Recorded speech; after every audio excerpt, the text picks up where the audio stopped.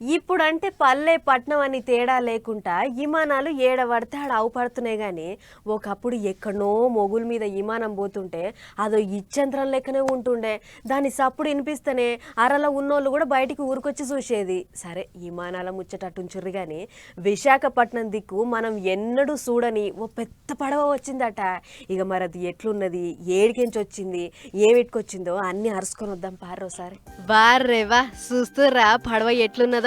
ఏ ఊకో గదేదో బిల్డింగ్ చూపించుకుంటా పడవని చెప్తే మేము నమ్మం అని అంటారా?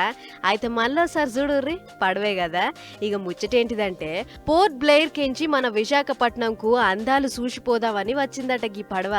ఆ దేశము ఈ దేశము అని తీరొక్క దేశాల పబ్లిక్ అందాజా 80 మందిని వేసుకొని వచ్చిన గీ పడవ ఓ 2 వద్దులు ఉండి అటు ఇటు తిరిగి చూసి పోతుందట. ఆయన మనం పడవలంటే ఏవో బుడ్డ బుడ్డ మూతాది చూసినాం గాని ఏం తక్కువ 8 అంతరాల బిల్డింగ్ అంతా ఉన్న గీ వరల్డ్ అనే పడవ మన దిక్కు వచ్చుడు గిదే శివంటనట.